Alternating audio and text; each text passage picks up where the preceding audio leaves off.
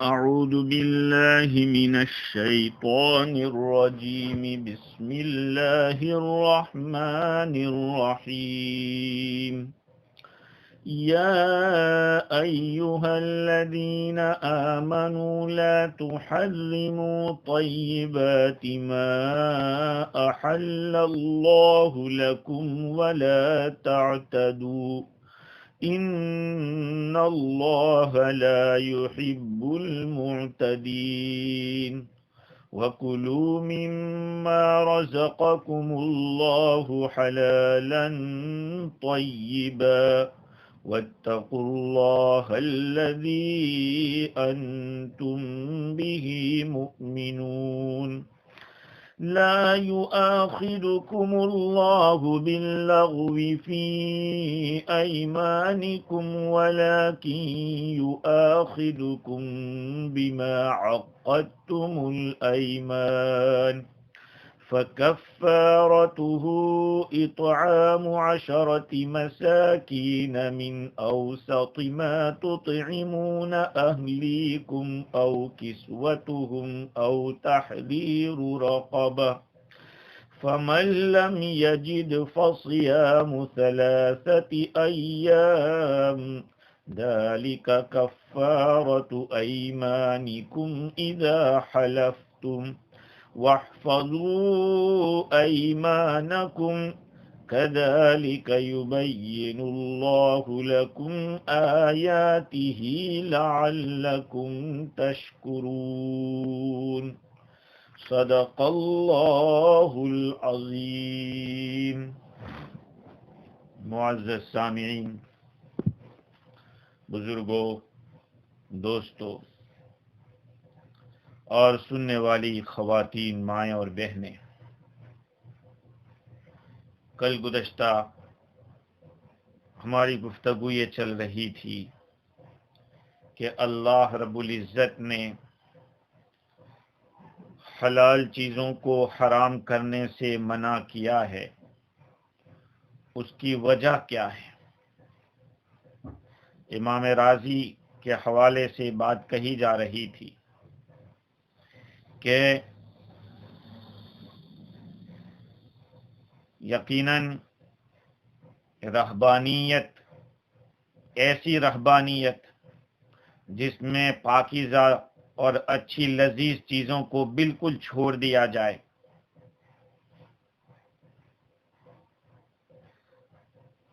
تو اعضائے رئیسہ کے اندر کمزوری آتی ہے. گھٹیا خوراک کھانے سے آدمی کی سوچ بھی اور عقل بھی گڑبڑ ہو جاتی ہے، جبکہ سب سے بڑی نعمت اللہ کی پہچان ہے، اللہ کے ساتھ تعلق ہے، اور یہ تعلق کے لیے عقل کا ہونا اور دل کا اور دماغ کا صحیح سالم ہونا ضروری ہے. اس لیے منع کیا کہ مکمل رہبانیت نہیں چاہیے، ساری لذت والی چیزوں کو کوئی اپنے اوپر حرام کر دے. دوسری ایک وجہ یہ ہے کہ جو رہبانیت تامہ ہے، تمام لذت والی چیزوں کو چھوڑ دینا، اس سے نسل کے منقطع ہونے کا خطرہ ہے، نسل کے برباد ہونے کا خطرہ ہے. کیوں؟ اس لیے کہ جب رہبانیت آ جائے گی، ساری لذتوں میں تو وہ بھی چیز ہے، بیوی سے صحبت کرنا، تو اگر ان کو بھی چھوڑ دیا گیا تو پھر نسل کا کیا ہوگا؟ ہاں، دنیا داری ایک دم سے دنیا داری کو نہ چھوڑا جائے، لذتوں کو نہ چھوڑا جائے، لذت کی چیزوں کو استعمال کرتے ہوئے اللہ تعالیٰ کی معرفت، محبت اور اللہ تعالیٰ کی اطاعت میں آدمی پابندی کرتا رہے تو اس میں فائدہ ہوگا. دنیا یعنی لذت والی چیزوں کو بالکل نہ چھوڑے، استعمال بھی کرتا رہے، اور اس کے ساتھ ساتھ محبت و معرفت اللہ تعالیٰ کی اس میں بھی لگا رہے، تو اس میں دنیا بھی آباد ہوگی اور آخرت بھی آباد ہوگی۔ اور یہ حالت اکمل ہے۔ آدمی لذت کی چیزوں کو بالکل چھوڑ کے بیٹھ جاوے تو پھر اس کے اندر کون سی طاقت رہے گی؟ طاقت نہیں رہے گی تو پھر اللہ کی عبادت کیسے کرے گا؟ اللہ سے محبت کیسے کرے گا؟ محبت کے تقاضوں کو پورا کیسے کرے گا؟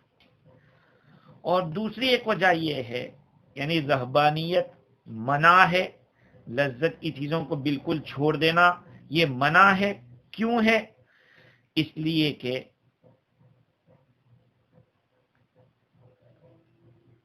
جو لذات حسیہ کے اندر بہت زیادہ انہماک آدمی کرتا ہے تو پھر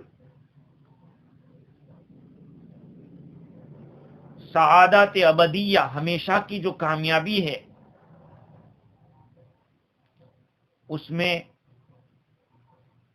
رکاوٹ ہوتی ہے۔ یہ بات صحیح ہے، جو کل بات ہماری ہو رہی تھی کہ ایک آدمی لذت حسیہ کے اندر لگا رہے گا تو پھر محبت معرفت اللہ کے تعلق کے اندر کیسے ادھر متوجہ ہوگا؟ وہ تو اسی کا ہو کے رہ جائے گا، لذتوں ہی میں مشغول رہے گا۔ تو کہا کہ یہ اس آدمی کے لیے ہو سکتا ہے کہ جو نفوس ضعیفہ رکھتے ہیں، جو کمزور طاقت رکھتے ہیں، اپنے آپ پر کنٹرول کی طاقت نہیں رکھتے ہیں، وہ لوگ تو لذت حسیہ میں منہمک ہو کے جو عقلی لذتیں ہیں اور ہمیشہ کی کامیابی کی جو باتیں ہیں اس سے وہ محروم ہو سکتا ہے کہ وہ دنیا ہی کا اور لذتوں ہی کا ہو جاوے۔ وہ ان لوگوں کے لیے جو نفوس ضعیفہ رکھتے ہیں۔ اور دوسری ایک بات یہ ہے کہ جو آدمی مقصد ہی بنا دے لذات حسیہ کو، کھانا پینا، خواہشات کو پورا کرنا،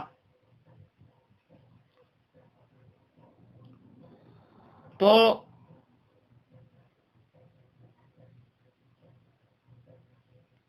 ہوگا کیا؟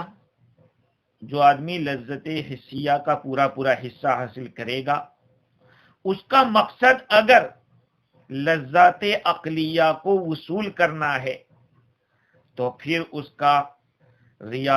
کی ریاضت، اس کا مجاہدہ بہت زیادہ تام ہوگا۔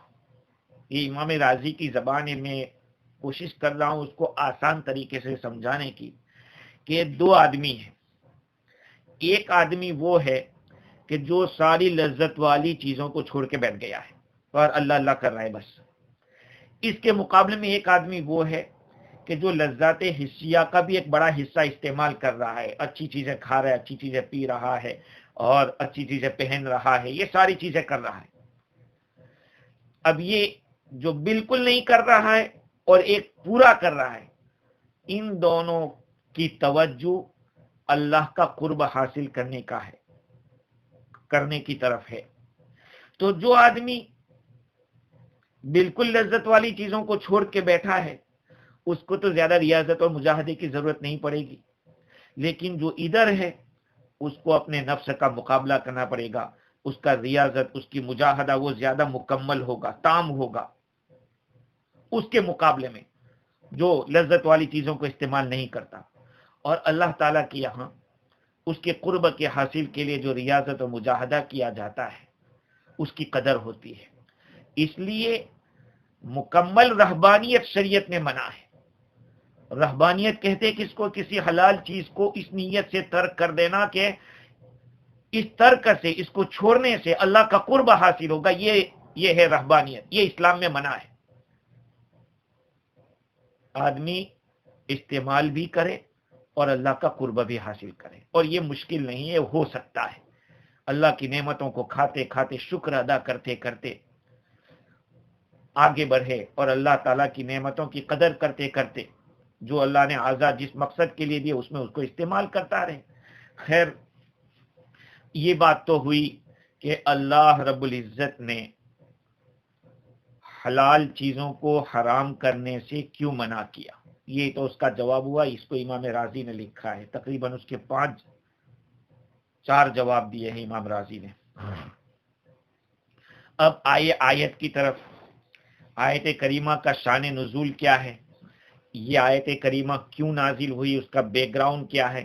ترجمہ دیکھیے. اللہ تعالیٰ فرماتے ہیں یا ایھا الذین آمنوا لا تحرموا طیبات ما احل اللہ لکم.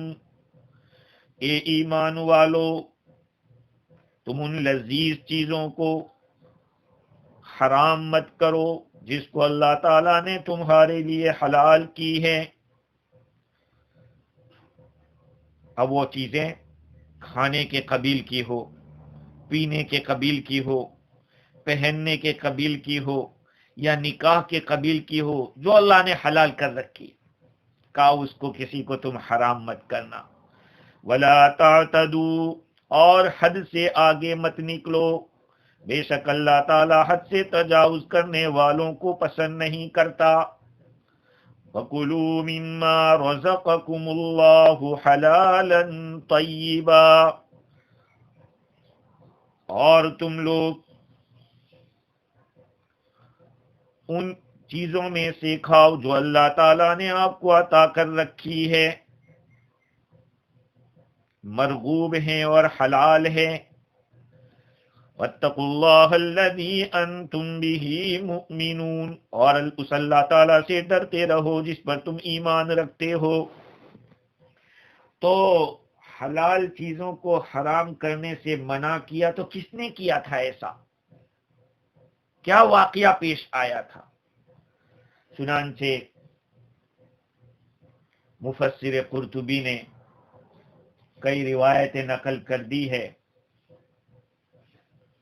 جن میں سے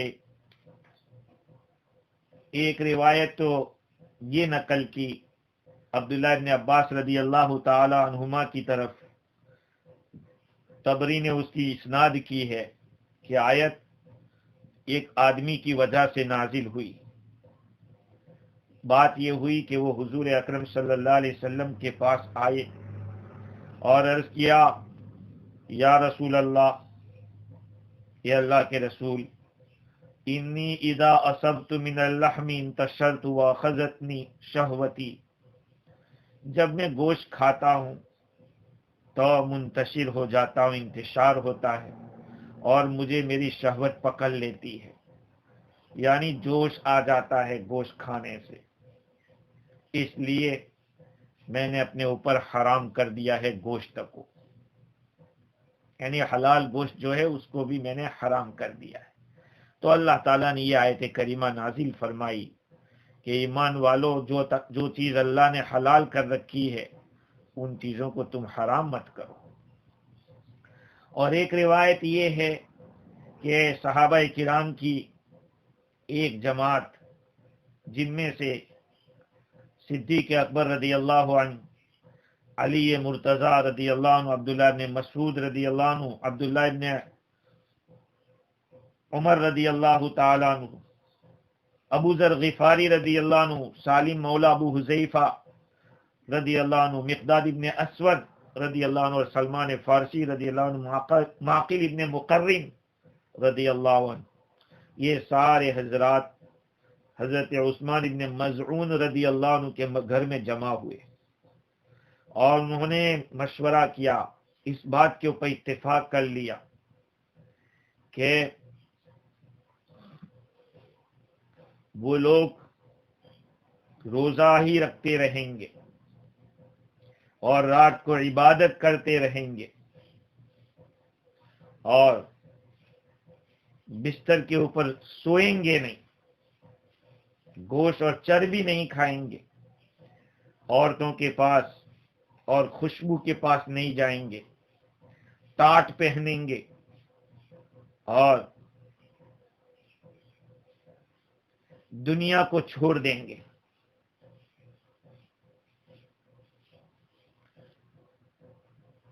یہ سب باتیں ان لوگوں نے اپنے اوپر لازم کر دی. جب یہ بات ہوئی حضور اکرم صلی اللہ علیہ وسلم کو، بلکہ یہاں تک آتا ہے کہ رہبانیت کی بھی انہوں نے بات کی کہ ہم راہب بن جائیں گے، بس ساری لذتوں کو چھوڑ دیں گے اور اپنی شرمگاہ کو کاٹ دیں گے۔ اللہ تعالیٰ نے آیت کریمہ نازل فرمائی۔ اس طرح کی جو روایتیں ہیں بہت زیادہ ہیں۔ اس حدیث میں یسیح فی الارض کا بھی لفظ ہے، زمین میں سیاحت کرنے کا۔ خیر، یہ ساری باتیں جب ان لوگوں نے طے کی تو اللہ تعالیٰ نے اس آیت کریمہ کے اندر بتلایا کہ حلال چیز کو حرام مت کرو۔ بعض حضرات نے ایک روایت اور بھی نقل کی ہے کہ کچھ صحابہ کرام حضور اکرم صلی اللہ علیہ وسلم کی ازواج کے پاس پہنچے یہ بات پوچھنے کے لیے کہ حضور اپنے گھر میں کیا عمل کرتے۔ بعض روایت میں کہ کانہم تقالوہا، انہوں نے اس کو کم سمجھا۔ صحابہ نے دیکھا کہ یہ تو اللہ کے نبی ہے، ہم کو تو زیادہ کرنا چاہیے، وہ تو بخشے بخشائے ہیں۔ اس لیے کسی نے قسم کھا لی کہ میں تو شادی نہیں کروں گا، کسی نے کہا میں گوشت نہیں کھاؤں گا، کسی نے کہا میں بستر پہ نہیں سوؤں گا۔ یہ ساری باتیں جب حضور اکرم صلی اللہ علیہ وسلم کو معلوم ہوئی کہ اس طرح سے آئے تھے اور ایسی بات ان لوگوں نے کہی ہے، آقا صلی اللہ علیہ وسلم نے خطبہ دیا، اللہ کی تعریف کی اور فرمایا ما بالو اقوام قالوا کذا و کذا، لوگوں کو کیا ہو گیا کہ اس طرح کی باتیں کر رہے ہیں؟ ارے میں نماز بھی پڑھتا ہوں، میں سوتا بھی ہوں، روزہ بھی رکھتا ہوں، افطار بھی کرتا ہوں اور عورتوں سے شادی بھی کرتا ہوں۔ یاد رکھو من رغب عن سنتی فلیس منی، جو آدمی میری سنت سے اعراض کرے گا وہ مجھ سے نہیں ہے۔ یہ بھی روایت ہے اس کے نازل ہونے کے لیے، جیسے کہ امام بخاری رحمت اللہ علیہ نے حضرت انس رضی اللہ عنہ کے حوالے سے نقل کیا ہے۔ اس طرح کی کئی روایتیں امام قرطبی رحمت اللہ علیہ نے اپنی تفسیر کے اندر نقل کی، اور آخر میں ایک روایت یہ بھی نقل کی ہے کہ حضرت ابو امامہ باہلی رضی اللہ عنہ روایت کرتے کہ ہم لوگ حضور اکرم صلی اللہ علیہ وسلم کے ساتھ تھے اور ایک سریہ کے اندر، ایک لڑائی کے اندر گئے تھے، تو ایک آدمی کسی غار کے پاس سے گزرا جس غار کے اندر پانی کا بھی انتظام تھا اور کچھ کھانے پینے کا بھی انتظام تھا۔ تو اس آدمی نے اپنے دل میں یہ سوچا کہ میں تو اس غار کے اندر زندگی گزار دیتا ہوں، یہاں پانی بھی ہے، سبزی بھی ہے، بس دنیا سے الگ تھلگ ہو گئی، یہاں زندگی گزار لوں گا۔ لیکن یہ تو صحابہ تھے، اپنے دل میں جو بات آتی تھی وہ اللہ کے نبی کے سامنے رکھتے تھے، اچھی آتی تھی اس کو بھی رکھتے تھے اور کوئی بری بات آتی وہ بھی رکھتے تھے۔ نہیں، حضرت حنظلہ فرماتے ہیں کہ میں نے تو حضور سے عرض کیا کہ نافق حنظلہ منافق ہو گیا، ان کے دل میں بھی کچھ بات آئی تھی۔ تو یہ بھی حضور اکرم صلی اللہ علیہ وسلم کے پاس آئے، اپنے دل میں کہا کہ پہلے میں حضور سے بات تو کر لوں، آپ کیا فرماتے ہیں۔ چنانچہ یہ آئے کہ حضور اگر اجازت دے تو میں کروں گا، نہیں اجازت دیں گے تو نہیں کروں گا۔ آپ صلی اللہ علیہ وسلم سے عرض کیا کہ یا نبی اللہ، یہ اللہ کے نبی، میں ایک غار کے پاس سے گزرا تھا جہاں پہ کھانے پینے کا سارا سامان تھا، تو میرے دل نے کہا کہ یہیں میں اقامت کر لیتا ہوں، دنیا سے الگ تھلگ ہو کے رہوں گا۔ آپ صلی اللہ علیہ وسلم نے فرمایا انی لم ابعث بالیہودیہ ولا نصرانیہ ولکن بعثت بالحنیفیۃ السمحہ، فرمایا کہ میں یہودیت کے ساتھ نہیں بھیجا گیا ہوں، میں نصرانیت کے ساتھ نہیں بھیجا گیا ہوں، میں تو خالص توحید حنیفیت کو لے کر آیا ہوں۔ والذی نفس محمد بیدی، اس ذات کی قسم جس کے قبضے میں محمد کی جان ہے، لغدوۃ او روحۃ فی سبیل اللہ خیر من الدنیا وما فیہا ولمقام احدکم فی الصف خیر من صلاته 60 سنہ. اس ذات کی قسم جس کے قبضے میں محمد کی جان ہے صلی اللہ علیہ وسلم، صبح میں کچھ وقت یا شام کو کچھ وقت اللہ کے راستے میں نکلنا یہ دنیا و ما فیہا سے بہتر ہے. اور یاد رکھو، تم میں سے کوئی آدمی صف میں کھڑا رہتا ہے میدان کارزار کے اندر جہاد میں، یہ اس کے 60 ایئرس کی عبادت سے بہتر ہے. 60 سال تک آدمی نماز میں کھڑا رہے گا، اس سے بہتر ہے. آپ سوچئے. خیر، اس آیت کریمہ میں اللہ تعالیٰ نے اسی کو بتلایا ہے کہ جو چیز حلال ہے اس کو حرام مت کرو. اب سوال یہ ہوتا ہے کہ بہت سارے مشائخ اپنے مریدوں سے بعض چیزوں کے مجاہدے کرواتے ہیں، اس کا کیا ہوگا؟ اسی لیے مفسر قرطبی نے یہاں پہ یہ بات لکھی ہے کہ اس آیت کریمہ میں رد ہے ان غالی متزہدین کا جو بتکلف زاہد بنتے ہیں، اور ان متصوفین کا جو بس بیٹھے رہتے ہیں، یوں سوچتے ہیں کہ یہی دین کا کام ہے. یہ سارے کے سارے صحیح راستے سے بھٹکے ہوئے ہیں اور اس کی تحقیق سے ہٹے ہوئے ہیں. طبری نے لکھا ہے کہ مسلمانوں میں سے کسی کے لیے جائز نہیں کہ اللہ تعالیٰ نے اپنے ایمان والے بندوں کے لیے جو چیز حلال کر رکھی ہے اس کو اپنے اوپر حرام کریے. جائز نہیں ہے، چاہے وہ کھانے کی ہو، چاہے پینے کی ہو، پہننے کی ہو، یا پھر نکاح کی ہو. ہاں،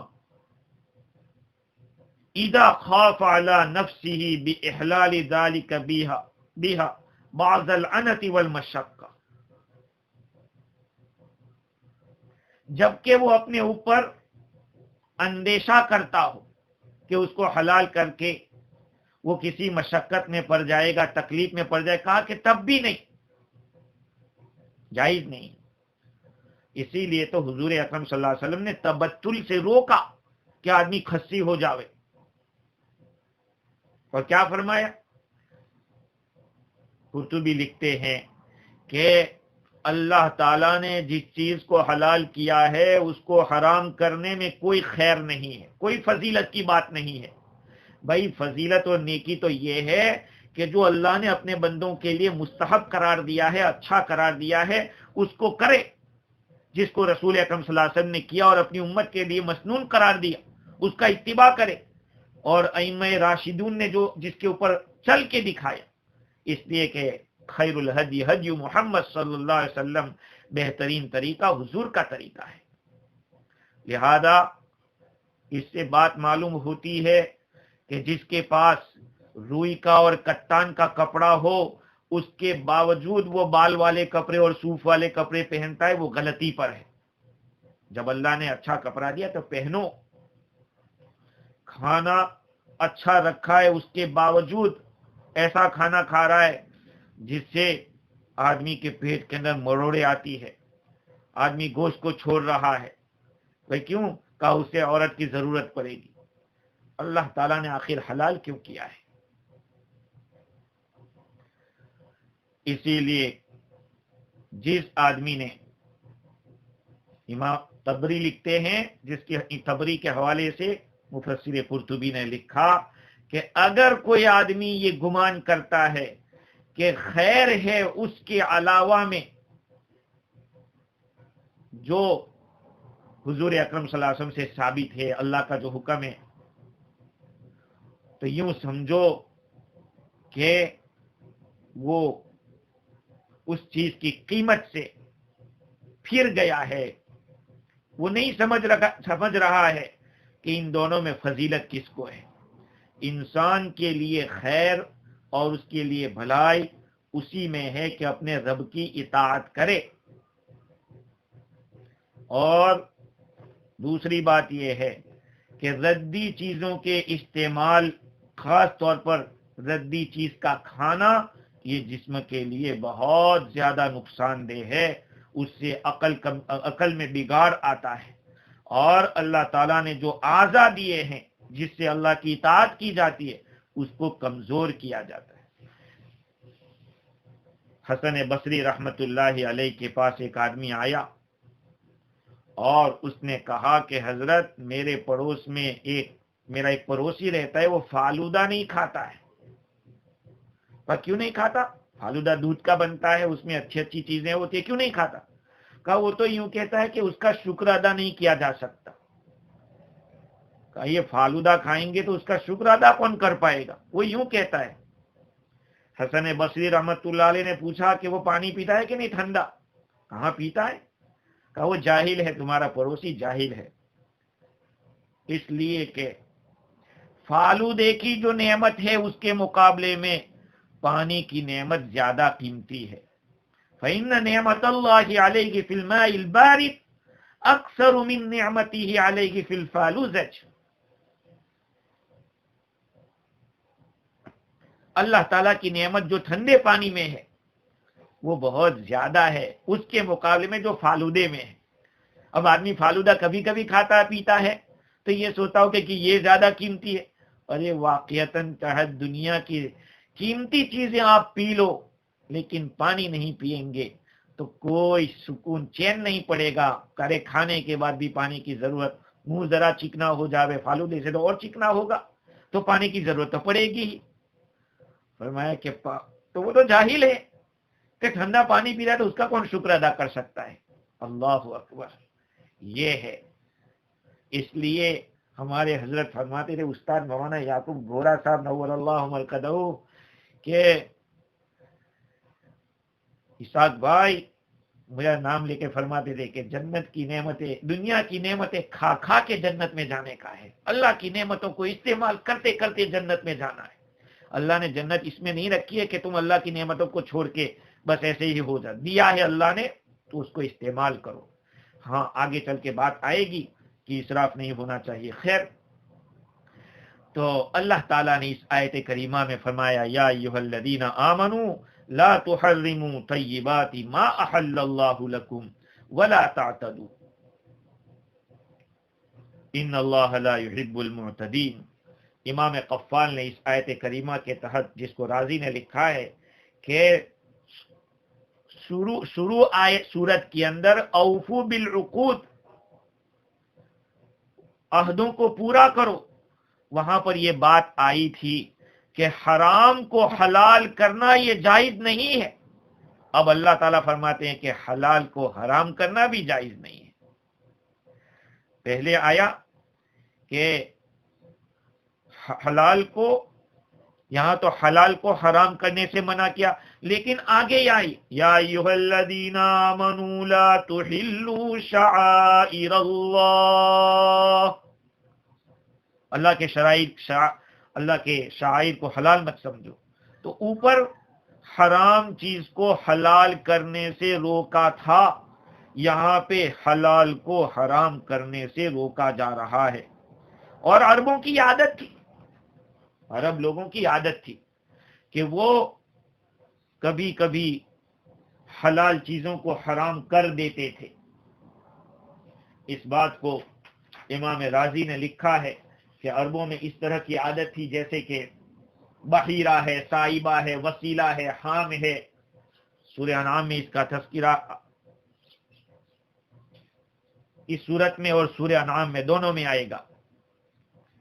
بعض جانوروں کو انہوں نے اپنے اوپر حرام کر رکھا تھا، حالانکہ وہ چیز حلال تھی پھر بھی حرام کر رکھا تھا۔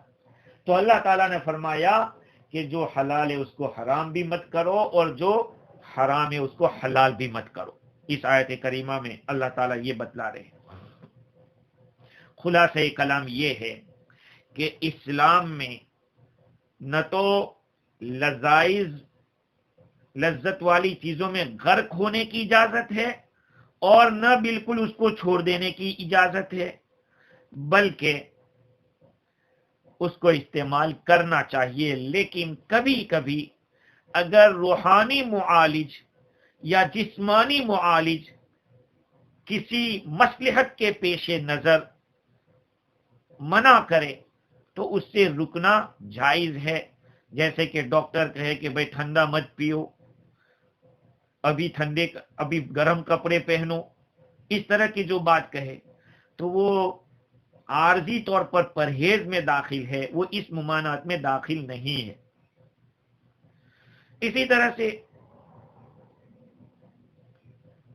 حدیث شریف میں یہ بھی آیا ہے، لا يبلغ العبد ان يكون من المتقين حتى يدع ما لا بأس به حذرا مما به بأس. آدمی کبھی کبھی حلال چیز کو چھوڑتا ہے کسی مقصد کے پیش نظر. ابھی کچھ دنوں پہلے میری نظر سے حضرت مفتی شفیع صاحب نور اللہ مرقدہ کا ملفوظ اور حضرت حکیم الاسلام قاری محمد طیب صاحب نور اللہ مرقدہ کا ملفوظ نظر سے گزرا، جس میں یہ دونوں بزرگ فرما رہے ہیں کہ خصوصاً علماء کے لیے کہ علماء کو کبھی کبھی جائز چیز کو بھی چھوڑنا پڑتا ہے کیونکہ عوام کسی مغالطے میں نہ پڑ جائے. اللہ معاف کرے، آج تو جو منع چیز ہے اسی میں ہم علماء لگے ہوئے ہیں، عوام بھی سوچیں کہ یہی صحیح ہے اور وہ غلط ہے. جیسے کہ مرحوم کا کھانا ہے، اس کو کتابوں کے اندر منع لکھا ہے، لیکن جو آدمی بچتا ہے تو اس کو کہتے ہیں کہ اتنے سارے علماء مفتی کھا رہے ہیں اور تو منع کر رہا ہے. تو بھئی بعض مقامات پر جائز چیزوں کو بھی چھوڑنا پڑتا ہے. حضور اکرم صلی اللہ علیہ وسلم کا یہ ارشاد ہے، حدیث شریف ہے ترمذی شریف کی، کہ بندہ پرہیزگار نہیں ہو سکتا جب تک کہ وہ ایسی چیز کو نہ چھوڑ دے جس میں کوئی حرج نہ ہو، اس ڈر سے کہ ہو سکتا ہے اس میں کوئی خطرہ ہو. بعض دفعہ مشتبہ چیز کو چھوڑنا چاہیے، مشتبہ چیز کو تو چھوڑنا چاہیے، لیکن بعض دفعہ تو جائز کو بھی چھوڑنا پڑتا ہے، یہ سوچ کر کہ ہو سکتا ہے یہ کسی اور کا مال ہو یا اس میں کوئی گڑبڑ ہو. خیر، اللہ تعالیٰ نے اس آیت کریمہ میں حلال چیزوں کو حرام کرنے سے روکا ہے اور پھر فرمایا وَلَا تَعْتَدُوا، اور تم لوگ حد تجاوزی مت کرو، یعنی حد سے مت نکلنا کہ حرام کو حلال کر لو یا حلال کو حرام کر دو. اپنے آپ پر شدت مت کرو، جو اجازت دی ہے جہاں اس کو استعمال کرو. ان اللہ لا يحب المعتدین، بے شک اللہ تعالی حد تجاوزی کرنے والوں کو پسند نہیں کرتا ہے. وَكُلُوا مِمَّا رَزَقَكُمُ اللَّهُ حَلَالًا طَيِّبًا وَاتَّقُوا اللَّهَ الَّذِي أَنْتُمْ بِهِ مُؤْمِنُونَ، اور تم کھاؤ اس میں سے جو اللہ تعالیٰ نے تم کو مال حلال دیا ہے، تم کو جو اللہ نے دیا ہے اس میں سے مرغوب اور حلال چیز کو کھاؤ. وَاتَّقُوا اللَّهَ الَّذِي أَنْتُمْ بِهِ مُؤْمِنُونَ، اور تم اس اللہ سے ڈرتے رہو جس پر تم ایمان رکھتے ہو.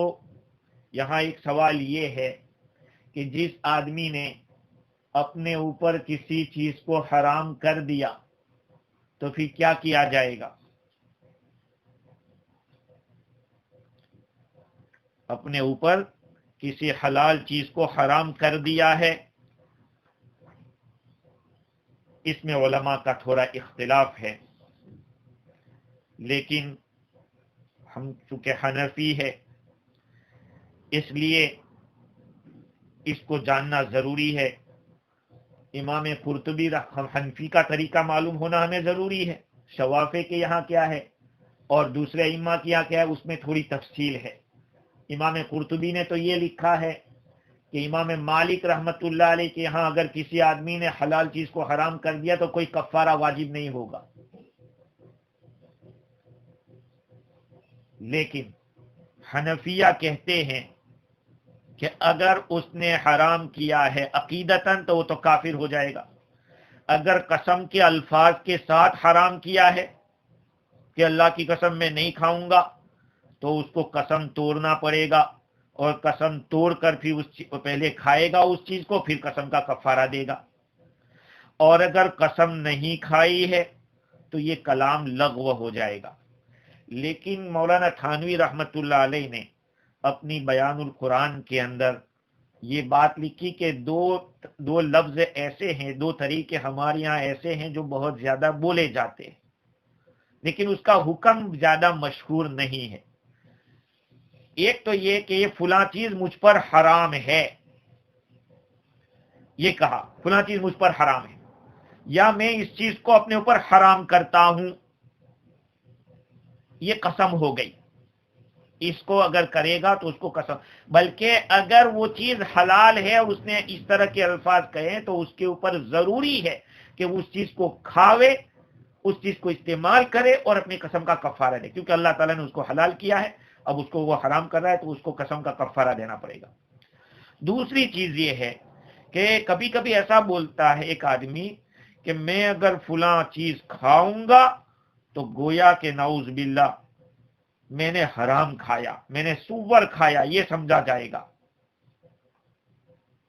مثال کے طور پر انگور ہے یا آم ہے، یہ کھانا تو حلال ہے، جائز ہے، لیکن ایک آدمی اپنے اوپر اس طرح کہہ رہا ہے کہ اگر میں یہ کھاؤں تو گویا میں نے سور کھایا، یا اگر یہ کھاؤں میں کہ یہ گویا کہ میں نے حرام کھایا۔ تو اس کا جواب یہ ہے کہ جس جگہ کے رہنے والا یہ آدمی ہے جہاں یہ قسم کھائی جاتی ہے، اس کا اگر رواج نہیں ہے بولنے کا، اس طرح بولنے کا رواج نہیں ہے، تب تو قسم نہیں سمجھی جائے گی۔ اور اگر رواج ہے کہ لوگ اس طرح کے لفظ بولتے ہیں تو اس میں فقہا کا اختلاف ہے، کچھ لوگ اس کو قسم مانتے، کچھ لوگ اس کو قسم نہیں مانتے۔ خیر، آگے اللہ تعالیٰ فرماتے ہیں وَكُلُوا مِمَّا رَزَقَكُمُ اللَّهُ حَلَالًا طَيِّبًا، اور تم اس رزق میں سے کھاؤ جو اللہ نے تم کو دیا ہے، حلال اور مرغوب۔ اس آیت کریمہ میں امام رازی نے لکھا ہے کہ اللہ تعالیٰ نے اس مقام پر یہ نہیں فرمایا کہ کلو ما رزقکم اللہ، اللہ نے جو دیا سب کھاؤ، یہ نہیں فرمایا۔ اللہ نے جو دیا ہے اس میں سے کھاؤ، پورا نہیں کھا جانا ہے، تھوڑا کھائیں اور تھوڑا صدقہ کریں، خیرات کریں۔ اور دوسری بات یہ ہے کہ اسراف نہ کرے، سب نہیں اسراف، بھئی آدمی نہیں کھانا پکایا ہے اور تھوڑا کھایا باقی کا پھینک دیا، نہیں۔ اب ایسی نیت سے زیادہ بھی بناؤ کہ مجھے پڑوس میں دینا ہے، یا یہ کہ غریب کو مجھے پہنچانا ہے، مسافر کو کھلانا ہے، اس کا اسراف مت کرو۔ تو ایک تو اسراف بتلانا ہے کہ اسراف نہیں کرنا ہے، جو دیا ہے اس میں سے کچھ کھاؤ اور کچھ اللہ کے راستے میں بھی دو۔ وَاتَّقُوا اللَّهَ الَّذِي أَنْتُمْ بِهِ مُؤْمِنُونَ، اور تم اس اللہ سے ڈرتے رہو جس پر تم ایمان رکھتے ہو۔ تقوی کا مطلب کیا ہے؟ تقوی کا مطلب اس مقام کے اوپر یہ بھی ہو سکتا ہے کہ حرام اور معصیت سے بچو، حلال اشیاء سے بچنے پر تقوی موقوف نہیں ہے۔ ہاں، یہ حلال اشیاء سے بچنے پر تقوی موقوف نہیں ہے کہ بھئی حلال چیزوں سے بچیں گے تبھی تقوی ہوگا، نہیں، حرام چیزوں سے اور معصیت سے بچو کہ یہ تقوی ہے۔ تقوی اصل میں یہی ہے، باقی حلال چیزیں استعمال کرتا جاوے، اللہ نے جو چیزیں دی ہے اس کو کھاتا جاوے۔ خیر، اللہ تعالیٰ نے اس مقام کے اوپر حلال چیزوں کو حرام کرنے سے منع کیا، اور یہ بھی فرمایا کہ حد تجاوزی مت کرو۔ حد تجاوزی یعنی پاکیزہ چیزوں کو حرام کرو گے تو یہ ظلم ہوگا آپ کی طرف سے، اور اگر حلال چیزوں کو اللہ نے حلال کر دیا ہے تو اس میں اسراف کر کے حد تجاوزی مت کرو، اور پاکیزہ چیزوں کو کھانے میں حلال تک اپنی نظر رکھو، اس سے آگے تجاوز مت کرو۔ ایک اور بات معلوم ہوتی ہے وَكُلُوا مِمَّا رَزَقَكُمُ اللَّهُ سے، جس کو امام رازی نے لکھا کہ اللہ نے تم کو دیا ہے، اس میں سے کھانا ہے، اس میں سے لوگوں کو دینا ہے، اس میں سے صدقہ کرنا ہے۔ اس سے پتا چلا کہ ہر ایک کے رزق کا کفیل اللہ تعالیٰ ہے۔ اللہ ہمیں حکم دے رہا ہے کہ میں نے جو دیا اس میں سے کھانا ہے۔ اللہ تعالیٰ خود کفیل ہو گیا ہے، ذمہ دار بن گیا ہے ہماری روزی کا۔ اسی لیے تو نبی اکرم صلی اللہ علیہ وسلم کیا فرماتے ہیں؟ فَاتَّقُوا اللَّهَ وَأَجْمِلُوا فِي الطَّلَبِ، اللہ سے ڈرتے رہو اور اچھے طریقے سے اللہ سے مانگو، اللہ تعالیٰ سے مانگو اچھے طریقے سے۔ تو اس آیت کریمہ سے بہت ساری باتیں معلوم ہو رہی ہے کہ دینے والا اللہ ہے، اور سارا کا سارا بھی استعمال نہیں کر لینا ہے، اس کے راستے میں دینا ہے، اس کو راضی بھی کرنا ہے، اور حرام حلال چیزوں کو حرام نہیں کرنا ہے۔ یہ بہت ساری برائیاں ہمارے یہاں ہیں۔ ہم لوگ قرآن کی تفسیر سن رہے ہیں تو ہمیں سمجھنا چاہیے کہ ہمارے معاشرے میں کیا کیا چیزیں اس کے خلاف ہو رہی ہے، لوگوں تک ان باتوں کو ہمیں پہنچانا چاہیے۔ آگے اللہ تعالیٰ نے قسم کا کفارہ کیا ہوتا ہے، چونکہ بات آ ہی چکی تھی، حرام کو حلال کو حرام کر دینا یہ ایک قسم کا جرم ہے، اور حلال کو حرام کرنے میں کبھی کبھی آدمی قسم بھی کھا لیتا ہے۔ اس لیے اللہ تعالیٰ آگے کی آیت میں قسم کے کفارے کو بیان فرما رہے ہیں کہ قسم کا کفارہ کیا ہے۔ چنانچہ آیت کریمہ یہ ہے، لا یؤاخذکم اللہ باللغو فی ایمانکم، اللہ تعالیٰ تم سے مواخذہ نہیں کرتا، اللہ تعالیٰ تم کو نہیں پکڑے گا تمہاری قسموں میں، لغو قسم پر، بیکار قسم کے اوپر اللہ نہیں پکڑے گا۔ وَلَٰكِن يُؤَاخِذُكُم بِمَا عَقَّدتُّمُ الْأَيْمَانَ، لیکن اللہ تعالیٰ تمہارا مؤاخذہ کرے گا اس قسم کے اوپر جس میں تم نے قسموں کو مؤکد کر دیا ہو، مضبوط کر دیا ہو۔ فَكَفَّارَتُهُ إِطْعَامُ 10 مَسَاكِينَ مِنْ أَوْسَطِ مَا تُطْعِمُونَ أَهْلِيكُمْ أَوْ كِسْوَتُهُمْ أَوْ تَحْرِيرُ رَقَبَةٍ، تو اس کا کفارہ 10 مسکینوں کو درمیانی درجے کا کھانا کھلانا ہے، جس کو تم اپنے گھر والوں کو کھلاتے ہو اس میں سے درمیانی درجے کا کھلانا ہے۔ او کسوتہم، یا ان کو کپڑے پہنانا ہے، او تحریر رقبہ، یا ایک غلام یا بانڈی آزاد کرنا ہے۔ فمن لم یجد فصیام 3 ایام، بس جو آدمی اوپر کے کام نہ کر سکے، یعنی کھانا کھلا نہ سکے، غلام کو آزاد نہ کر سکے، یا کپڑے نہ پہنا سکے، طاقت بھی اتنی نہیں ہے، تو اس کے لیے 3 دن کا روزہ رکھنا ہے۔ ذالک کفارۃ ایمانکم اذا حلفتم، یہ تمہاری قسموں کا کفارہ ہے جب تم قسم کھا لو۔ واحفظوا ایمانکم، اور اپنے قسموں کا لحاظ رکھو، اپنے قسموں کی حفاظت کرو۔ کذالک یبین اللہ لکم آیاتہ لعلکم تشکرون، اسی طرح اللہ تعالیٰ تمہارے سامنے اپنے احکام بیان کرتے تاکہ تم شکر کرو، تم اللہ کا شکریہ ادا کرو۔ اس آیت کریمہ کے اندر اللہ تعالیٰ نے کفارے قسم کو بیان کیا ہے۔ جیسے میں نے عرض کیا کہ ما قبل کے ساتھ اس کا ربط یہ ہے کہ اوپر تحریم طیبات کا ذکر تھا، پاکیزہ چیزوں کو حرام نہ کرنے کا حکم تھا، اور حرام کرنے میں ایک شکل قسم کی آتی تھی، اس لیے کہ بہت سارے لوگ کھانے پینے میں قسم کھا لیتے ہیں، نہیں کھائیں گے، نہیں پیئیں گے۔ تو اب اس کا کفارہ کیا ہوگا؟ تو اللہ تعالیٰ نے فرمایا کہ لغو قسم کے اوپر تمہاری پکڑ نہیں ہوگی، لغو قسم کے اوپر، لیکن جہاں تم قسم کو پختہ کر دو وہاں پہ پکڑ ہوگی۔ اب ہمیں سمجھنا ہے کہ لغو قسم کس کو کہتے ہیں، قسم پکی کیسے ہوتی ہے۔ اس سے پہلے ہم اس آیت کریمہ کا شان نزول سمجھ لیتے ہیں کہ یہ آیت کریمہ کب نازل ہوئی تھی، کیوں نازل ہوئی تھی؟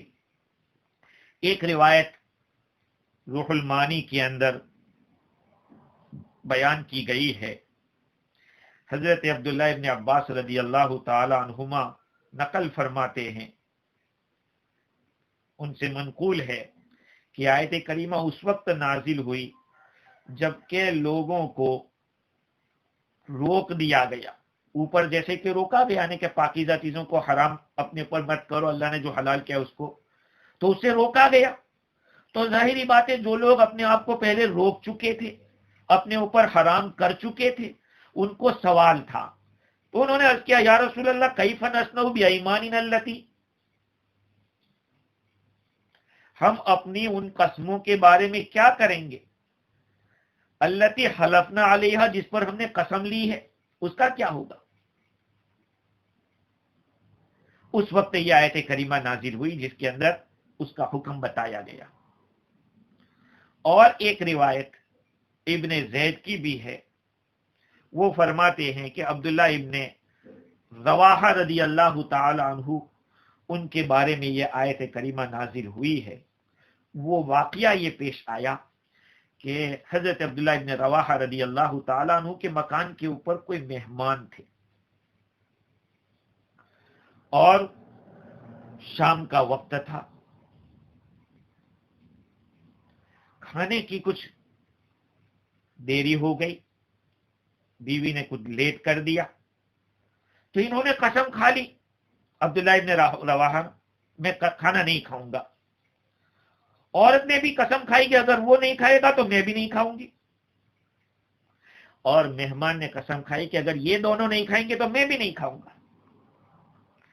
تو پھر عبداللہ ابن رواحہ رضی اللہ تعالی عنہ نے دیکھا کہ یہ سب قسمیں کھا چکے ہیں، تو انہوں نے خود ہی قسم توڑ دی اور کھانا کھا لیا۔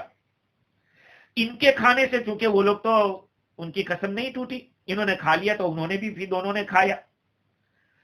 حضور اکرم صلی اللہ علیہ وسلم کے دربار میں جا کے عرض کیا کہ حضور رات کو یہ واقعہ پیش آیا۔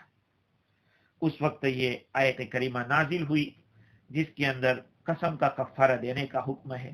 اور کل بھی میں نے جیسے عرض کیا تھا کہ اگر کوئی آدمی کسی چیز کی قسم کھا لیتا ہے اور وہ چیز شرعاً جائز ہے یعنی حلال ہے، لیکن اس آدمی نے اپنی قسم کھا کے منع کر دیا ہے، تو اس کو چاہیے کہ اپنی قسم کو توڑ دے اور قسم کا کفارہ دے دے۔ جیسے میں نے عرض کیا تھا کہ اپنی ماں سے بات نہیں کروں گا یا اپنے باپ سے بات نہیں کروں گا، تو یہ تو قطع رحمی کی قسم کھا رہا ہے، تو پہلے اپنی قسم توڑنی چاہیے اور اس کا کفارہ دینا چاہیے۔ انشاءاللہ مزید گفتگو آئندہ کل کریں گے، قسم کے کفارے کے بارے میں کیا کیا تفصیلات ہے۔ ہمارے یہاں بھی بہت سارے لوگ قسمیں کھاتے ہیں، بعض لوگ تو بات بات میں قسم کھاتے ہیں اور بعض لوگ قسم کھا کے بھول جاتے ہیں۔ انشاءاللہ مزید گفتگو آئندہ کل کریں گے۔ اللہ تعالی ہمیں دین کی بصیرت عطا فرماوے، دین کی صحیح سمجھ عطا فرماوے، اور اپنی زندگی میں ان باتوں کو لانے کی اور جن چیزوں سے بچنے کا حکم ہے اس سے بچنے کی توفیق عطا فرماوے۔ وآخر دعوانا الحمدللہ رب